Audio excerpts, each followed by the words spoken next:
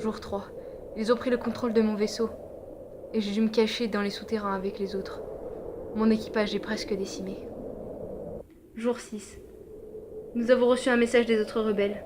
Ils parlent d'enclencher l'ultime solution. Nous tentons de les rejoindre, mais les rations s'amenuisent. Jour 8. Les bombes pleuvent toujours au-dessus de nous. La bataille doit faire rage à la surface. Les derniers membres de la rébellion luttent pour nous faire gagner du temps.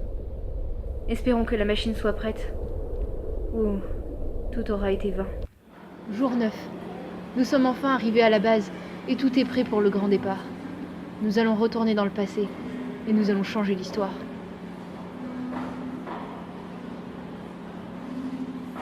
Bonjour à tous, aujourd'hui on voit de plus en plus de films tirés de jeux vidéo comme Assassin's Creed ou World of Warcraft.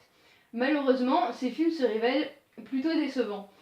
Ainsi donc, nous allons parler de Scott Pilgrim vs The World et des Mondes de Ralph, qui sont non pas des adaptations mais des hommages aux jeux vidéo. Scott Pilgrim est un film d'Edgar Wright, réalisateur de la trilogie Cornetto et scénariste de Paul. Tout un tas de films que je vous conseille de voir si ce n'est pas déjà fait. Scott est un jeune adulte un peu paumé qui habite avec son meilleur ami gay en face de chez ses parents et fait partie d'un groupe de musique, les Sex Bombs. Un an après une rupture douloureuse, il sort avec Knives, une lycéenne qu'il décide d'abandonner pour sortir avec la fille de ses rêves, la mystérieuse Ramona Flowers. Malheureusement pour lui, afin de conquérir Ramona, il doit vaincre en duel ses 7 ex maléfiques. Matthew Patel, Lucas Lee, Todd Ingram, Roxy Richter, Kyle Ken Katayanagi, Gideon Gordon Graves. Les Mondes de Ralph, film généralement plus connu, est réalisé par Rich Moore qui a également travaillé sur certains épisodes des Simpsons, de Futurama et plus récemment sur Zootopie. Ce film c'est un peu un Toy Story mais fait par Disney et avec des jeux vidéo. Ralph est le méchant du jeu Fix-It Felix, un vieux jeu d'arcade qui, comme tous les autres, a une vie cachée. En effet, les personnages sont vivants et après la fermeture de la salle, ils se réunissent et s'amusent. Mais Ralph, même en dehors de son jeu, est détesté du fait qu'il a un statut de méchant. Il doit donc vivre dans une décharge pendant que Félix et les habitants mènent une belle vie. Après une altercation, Ralph décide de gagner une médaille pour prouver qu'il peut être un héros et quitte donc son jeu dans ce but. Il se retrouve dans un jeu infesté de 6 bugs, et après avoir perdu le contrôle d'une navette spatiale, il finit dans le monde rose de Sugar Rush. Il y rencontre une petite fille, Vanellope von Schwitz, qui lui vole sa médaille pour participer à une course. Les deux devront s'entraider pour réussir à réaliser leurs rêves. Nous sommes donc devant deux héros qui ne croient pas en eux et qui sont donc des anti-héros. D'un côté, nous avons Scott qui ne sait pas prendre des décisions et qui finit par tromper Knives et Ramona et faire du mal à pas mal de filles. De l'autre côté, on a Ralph qui ne sait faire que détruire et ne peut rien réparer. Grâce à leurs aventures, ils accepteront qui ils sont ainsi que leurs défauts et verront que ça peut être des qualités. Ces deux films sont très recherchés au niveau de la mise en scène, notamment l'esthétique et les couleurs qui nous apprennent quelque chose sur les personnages. Par exemple, dans les mondes de Ralph, la miniature que les joueurs voient est entièrement rouge, qui est la couleur des méchants comme on le voit ici. Félix, quant à lui, est habillé tout de bleu pour montrer le contraste avec Ralph, qui pourtant dans la réalité est habillé de plusieurs couleurs. Par exemple, il a un t-shirt turquoise qui rappelle la couleur de Pénélope. Ralph est donc un personnage complexe qui est pourtant stigmatisé par les habitants en tant que méchant. Dans Scott Pilgrim, les couleurs changent selon les phases du film et ça se voit notamment sur les cheveux de Ramona. D'abord rose avant d'être avec Scott, puis bleu lorsqu'elle décide de changer de vie et donc d'être avec Scott, et enfin vert quand elle se fait manipuler par Gideon.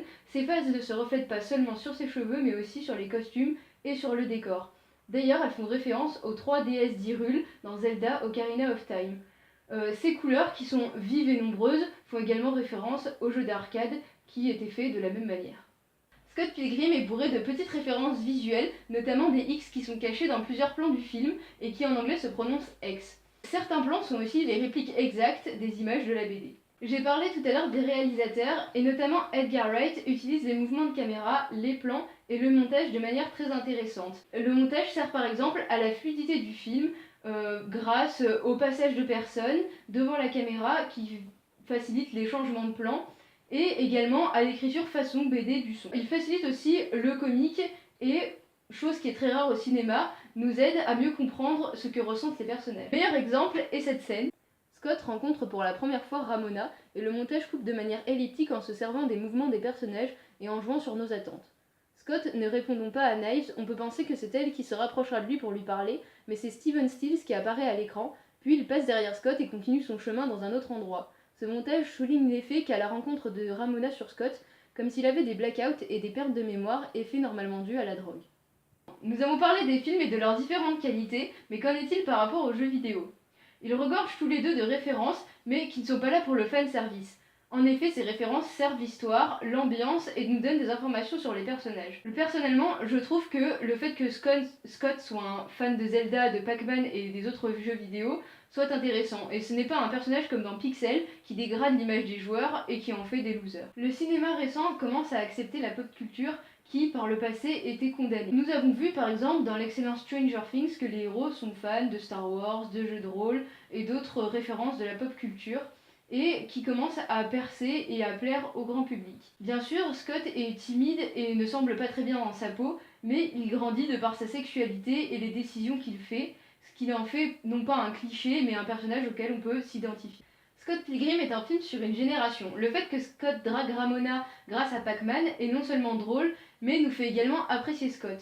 Ce film et Les Mondes de Ralph sont une avancée pour moi, pour les joueurs, car dans d'autres films ils sont traités comme des personnages secondaires, étranges ou obsédés par les objets technologiques. Il y a beaucoup trop de références dans ces deux films qui sont en rapport aux jeux vidéo, donc on vous a mis le lien dans la description. On peut bien sûr critiquer ces deux films. Dans Scott Pilgrim, l'action prend l'aval sur le reste. En effet, les relations des personnages ne sont pas très poussées. Scott et Ramona, qui devrait être la relation la plus complexe, n'est pas très crédible. Au début, elle est désintéressée par son histoire de Pac-Man, puis elle refuse de sortir avec lui, et enfin, elle accepte de coucher avec lui. Et cette rapidité ne rend pas la relation très crédible. Également, dans Les Mondes de Ralph, j'aurais bien aimé qu'il y ait plus de jeux et plus d'univers différents. C'est sûr que Sugar Crush, c'est mignon et compréhensible pour les enfants, mais j'aimerais bien que dans le prochain film qui devrait sortir l'année prochaine, il y ait plus de décors différents, et donc ce serait intéressant. L'année passée nous a offert de nombreuses adaptations de jeux vidéo, comme World of Warcraft, Assassin's Creed ou encore Angry Birds. Et d'autres nous sont promises pour bientôt, The Last of Us, Uncharted, et j'espère mieux. J'aimerais qu'un film un jour respecte et renouvelle le matériel d'origine, et je suis pleine d'espoir pour l'avenir du cinéma qui est en rapport avec le jeu vidéo, et d'ailleurs en général. Et je vous dis donc à bientôt pour une nouvelle critique clandestine.